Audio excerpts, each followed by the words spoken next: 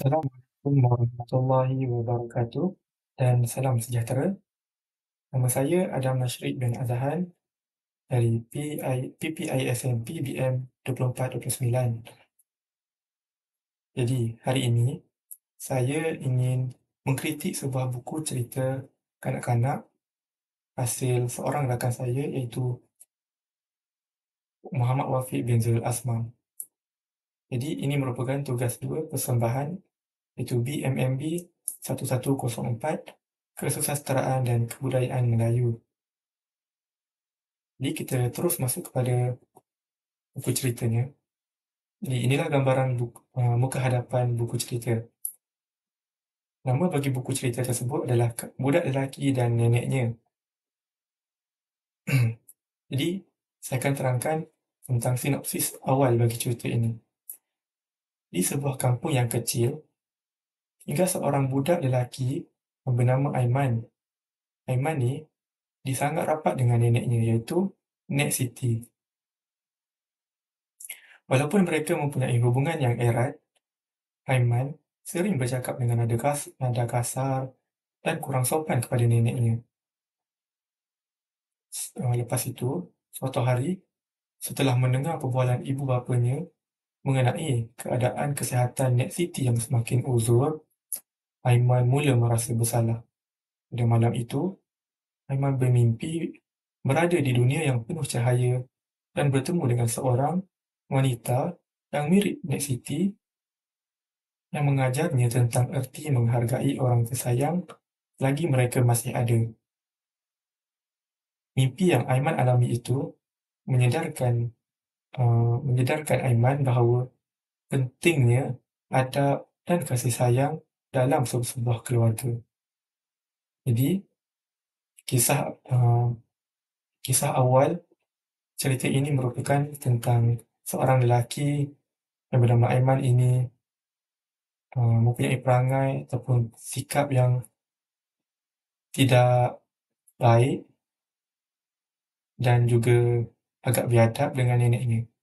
Jadi, setelah sebuah peristiwa yang berlaku itu, Aiman telah sedar dan telah insaf untuk melakukan perkara-perkara yang tidak baik seperti itu lagi. Jadi itulah sinopsis awal bagi cerita ini. Jadi kita masuk kepada asas kritikan sastra. Jadi saya akan kritik 6 bahagian dari ciri kritikan ini terhadap buku cerita kanak-kanak yang telah akan saya hasilkan itu. Yang pertama iaitu kritikan sanjungan, kedua kritikan teguran, yang ketiga kritikan saranan, yang keempat kritikan pendekatan, yang kelima kritikan penganalisisan, dan yang terakhir adalah kritikan penilaian. Jadi kita teruslah masuk kepada agenda pertama kita iaitu kritik buku cerita.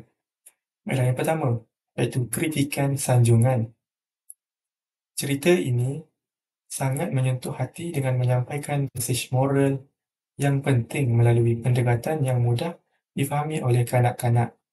Jadi, buku cerita yang akan saya hasilkan ini sungguh mempunyai jalan cerita yang dramatik iaitu dapat menyentuh hati pembacanya dan juga dapat menyampaikan juga mesej moral yang penting dengan pendekatan yang mudah difahami.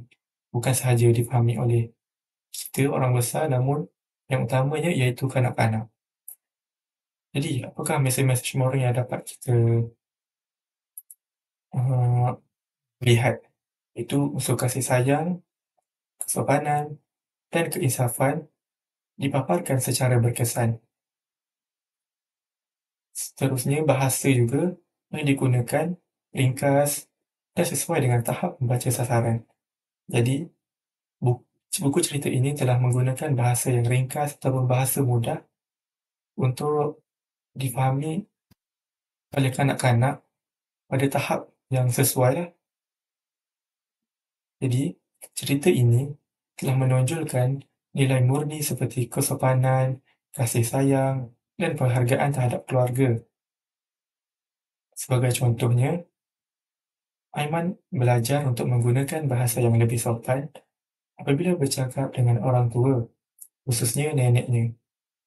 Jadi, di sini menunjukkan bahawa Aiman telah belajar bahawa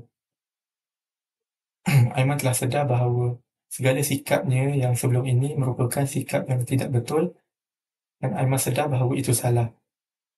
Dan Aiman telah berubah dan menjadi seseorang yang lebih sopan dan lebih berakhlak.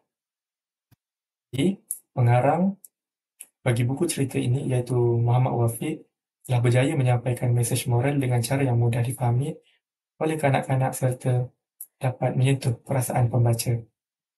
Seterusnya, saya masuk kepada kritikan teguran.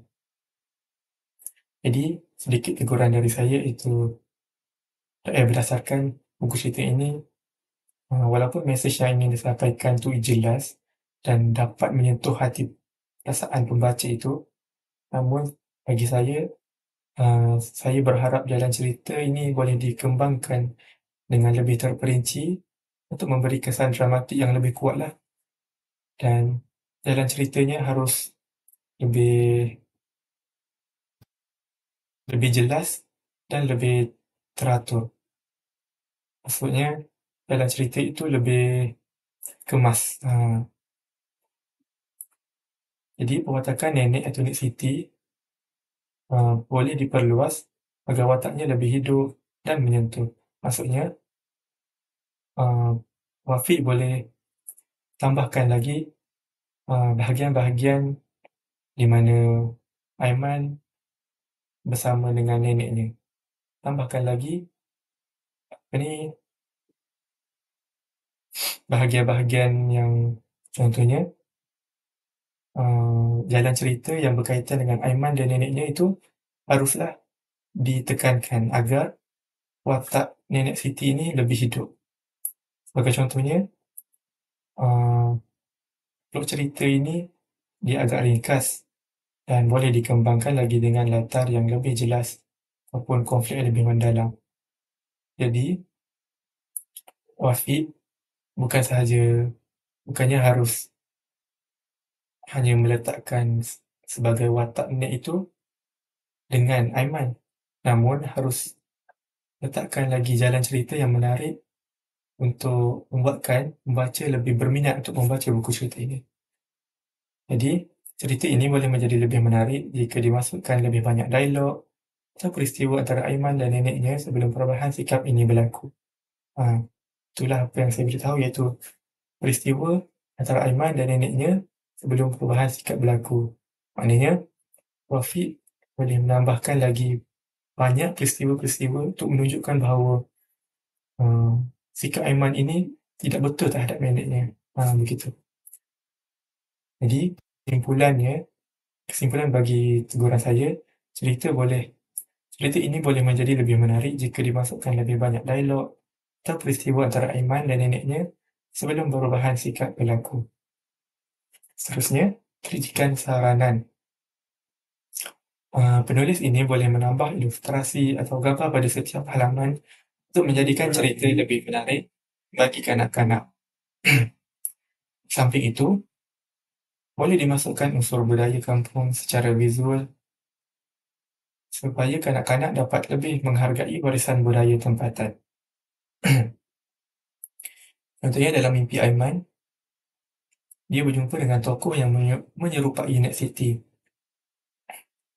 Bahagian mimpi itu boleh diperluas untuk menjelaskan lagi perasaan Aiman. Jadi, mungkin dengan suasana emosi atau simbolik tentang kehilangan, agar mesej yang ingin disampaikan itu menjadi lebih menyentuh jiwa. Sebagai saranan saya yang lain, Wafiq juga boleh tambah ruangan aktiviti atau refleksi di akhir buku supaya pembaca boleh menyatakan pengajaran yang mereka perolehi. Maknanya, di bahagian ujung cerita itu, bolehlah letakkan jam jadual untuk setiap murid-murid yang baca itu eee, memberi komen yang mudah ataupun memberikan apa yang mereka fahami terhadap apa yang mereka ap apa yang mereka fahami dari apa yang mereka baca itu. Okey, seterusnya iaitu kritikan pendekatan. Cerita ini menggunakan pendekatan moral yang sangat sesuai dalam karya sastera kanak-kanak. Penceritaan linear dengan unsur mimpi sebagai pemangkin perubahan watak Aiman adalah satu teknik yang berkesan. Jadi, eee, satu teknik Wafiq gunakan iaitu salah satu jalan cerita yang Wafiq gunakan iaitu menggunakan mimpi sebagai salah satu cara, salah satu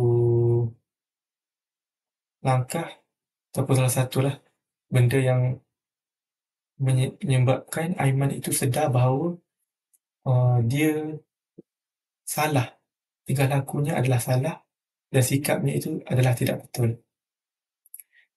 Jadi, eee, berdasarkan buku cerita ini, mimpi itu merupakan rangsangan untuk menyedarkan Aiman terhadap sikapnya itu.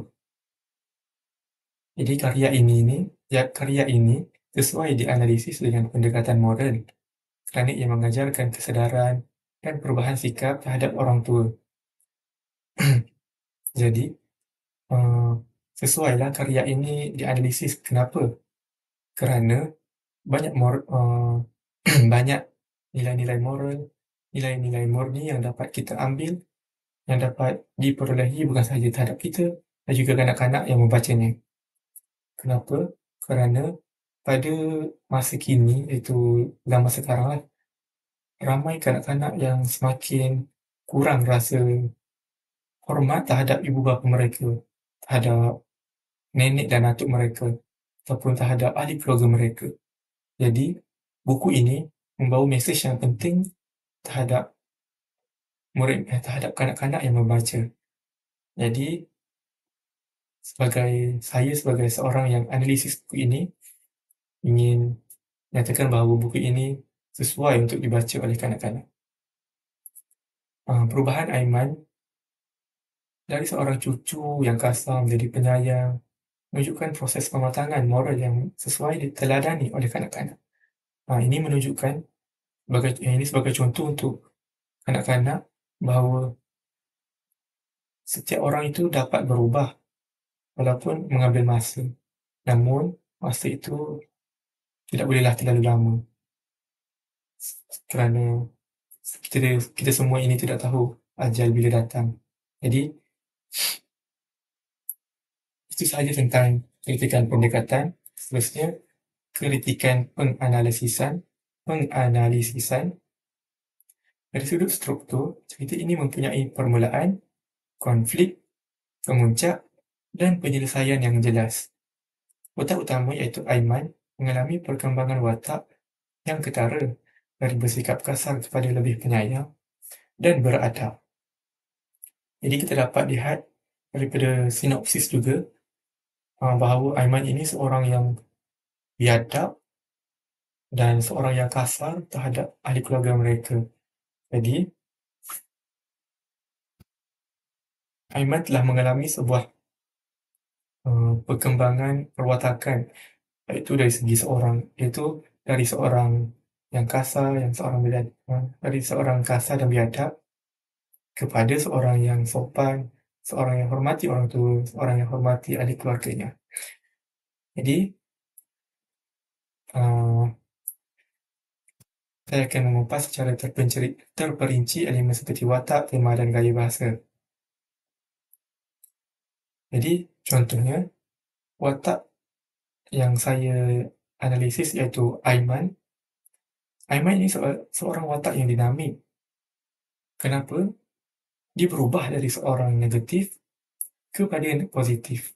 Jadi, Aiman ini dari seorang yang tidak beradab kepada seorang uh, yang mempunyai perasaan ataupun mempunyai sikap yang dapat dihormati oleh orang lain. Kenapa? Kerana dia telah berjaya mengubah dirinya daripada seorang yang memang biadab kepada seorang yang betul-betul berakhlak. Temanya adalah penghargaan terhadap keluarga dan nilai-nilai murni. Kita dapat lihat banyak nilai-nilai murni yang dapat kita perolehi daripada buku cerita tersebut dan juga penghargaan terhadap ahli keluarga kita. Jadi, buku cerita ini menunjukkan bahawa kita sebagai salah seorang ahli keluarga kita juga kita harus saling menghormati, saling menyayangi dan juga saling bantu-membantu sesama keluarga kita.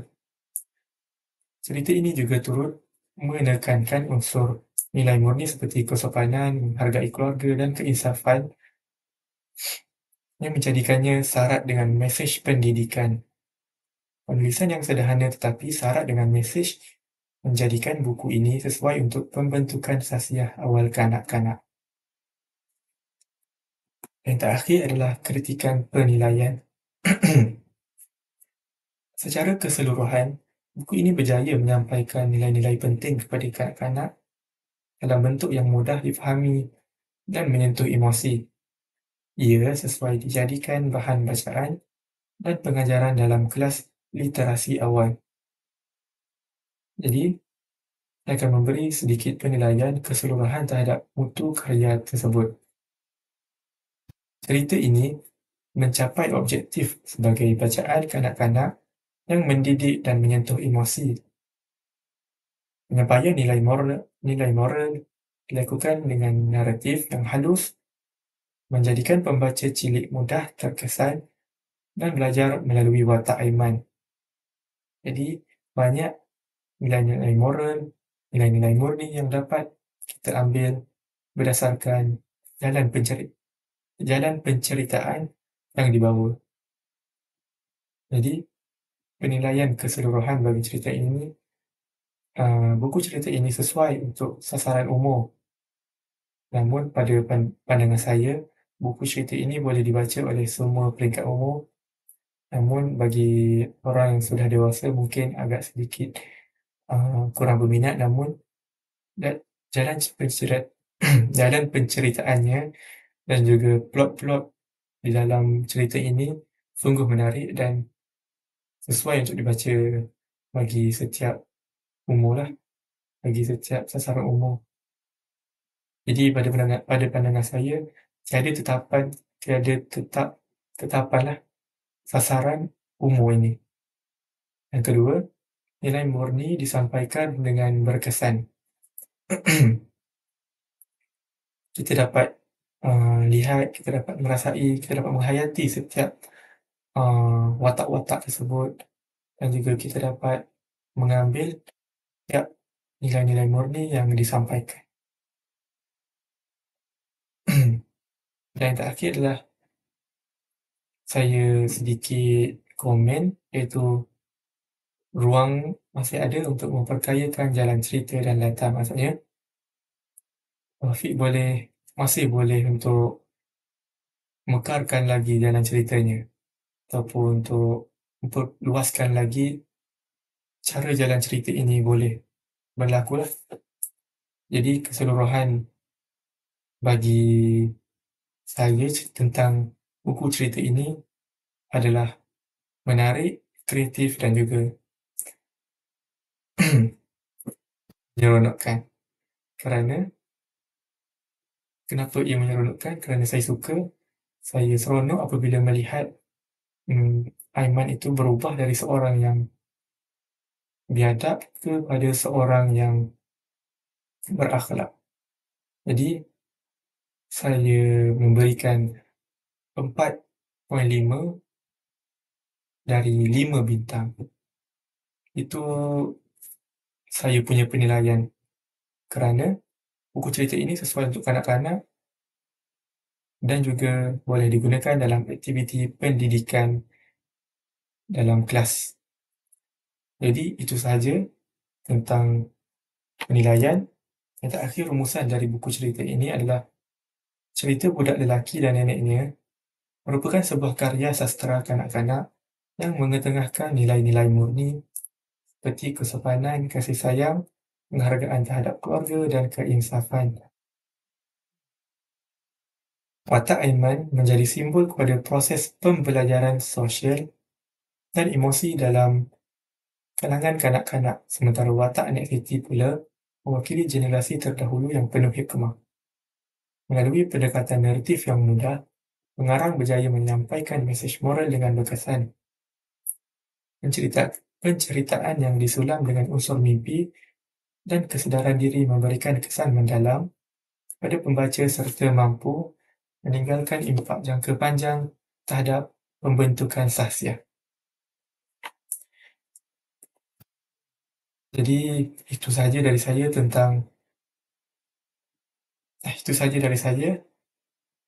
tentang kritikan terhadap buku cerita Budak Lelaki dan Neneknya. Sekian, wabillahi taufiq wal hidayah. Assalamualaikum warahmatullahi wabarakatuh. Sekian, terima kasih.